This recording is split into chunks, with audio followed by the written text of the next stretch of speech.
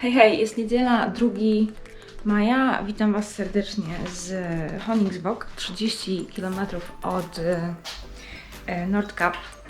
Wygląda na to, że niestety nie uda nam się dzisiaj dotrzeć tam tak jak planowaliśmy, bo droga na północ jest zamknięta. Jest za dużo śniegu. Jest 2 maja i opady śniegu zaskoczyły chyba wszystkich, no nie wiem, może lokalnych mieszkańców nie bardzo, ale ja jestem w szoku, że tyle może tego być. Może jeszcze na początek słowem wyjaśnienia, co to jest ten Honningsvåg i co ja tu w ogóle robię. I czy to jest Nordkapp, czy nie.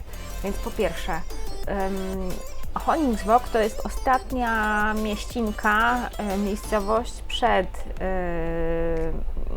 punktem, który się nazywa Nordkapp. To jest gmina Nordkapp.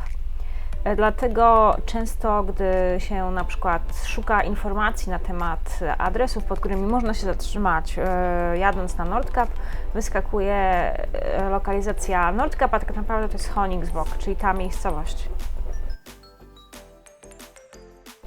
Co ja tu w ogóle robię? Jest majówka, 2 maja. Jesteśmy w trakcie road tripów po Finnmark i właśnie jednym z tych punktów tej wycieczki miało być odwiedzenie Nordkappu. Miało być, ale nie będzie. Opady śniegu w nocy były tak duże, że droga na północ została odcięta. A ja w tym filmie postaram się Wam pokazać, co to w praktyce oznacza, w sensie pewnie słyszeliście, że droga na Nordkapp często jest zamknięta. Ja się postaram pokazać, dlaczego tak jest, jak ta droga wygląda. Pokażę kilka zdjęć z ostatnich 100 mniej więcej kilometrów tego odcinka trasy. No i pokażę parę zdjęć z Honningsvåg, bo ta mieścinka właśnie praktycznie na końcu świata ma swój niewiarygodnie duży urok. I myślę, że to jest miejsce równie ciekawe do zatrzymania się na krótki spacer jak sam Nordkapp, czyli ten punkt na skalę. Honningsvåg na podstawie danych z 2017 roku miał niespełna 2,5 tysiąca mieszkańców. Ja zawsze sprawdzam tą informację, ile osób mieszka w miejscu, które odwiedzam. Może to wydaje się dziwne, ale jakby mi osobiście to daje mniej więcej obraz tego, z jaką miejscowością mam do czynienia. Większą, mniejszą.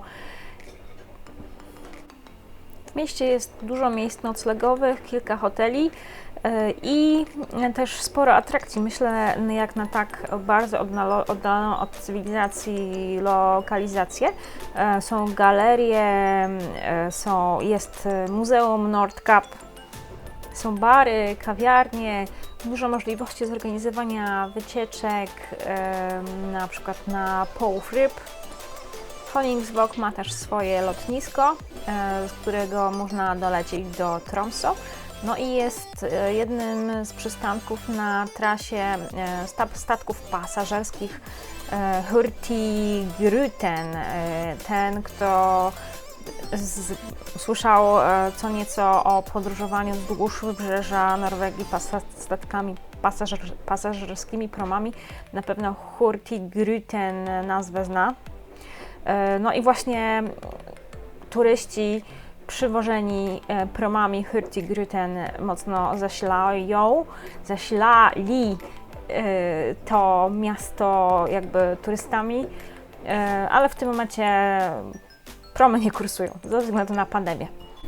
Miasteczko Honningsvåg podczas II wojny światowej zostało doszczętnie zrównane z ziemią przez nazistów, którzy wcześniej splądrowali kościół, XIX-wieczny kościół, który właśnie tutaj stał, i zrabowali z niego srebrne kielichy, które potem w 2016 roku znalazły się w Marsylii w jednym z antykwariatów. Taka ciekawostka. Po wojnie miasteczko odrodziło się niczym Feniks z popiołów. I tak samo my, amatorzy, podróżnicy, niczym Feniks z popiołów, posileni śniadaniem, malowniczym spacerem, ruszamy w dalszą drogę. W tej części filmu będziecie mieli okazję zobaczyć, jak wygląda droga na Nordkapp. chcę podkreślić, że to jest droga, którą my pokonujemy aktualnie w drugą stronę, czyli trasa E69.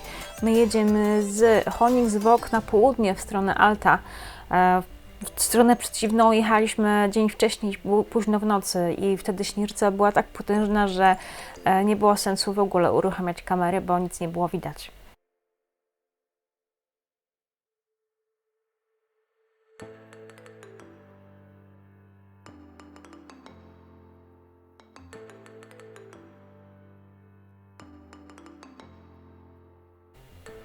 Co ja mogę ciekawego powiedzieć o tej trasie?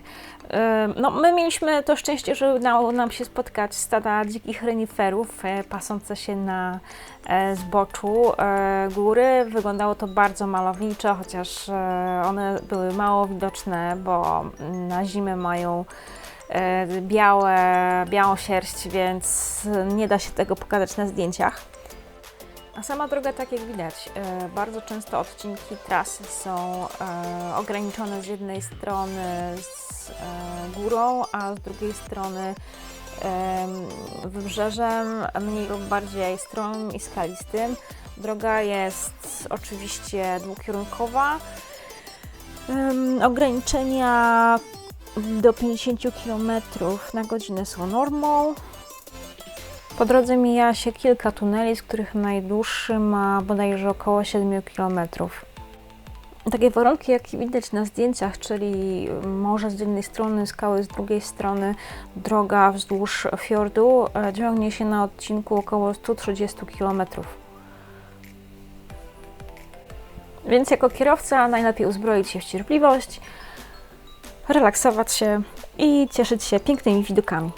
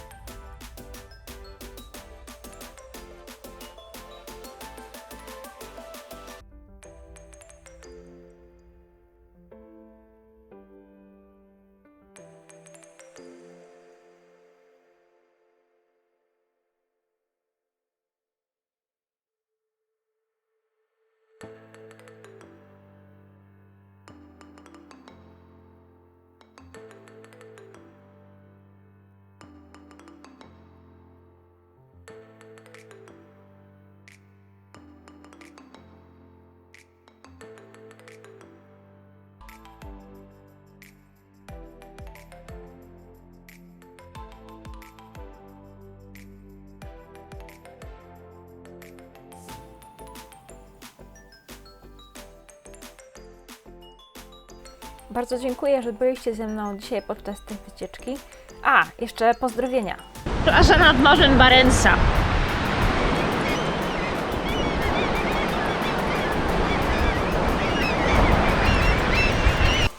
Trzymajcie się ciepło, cześć!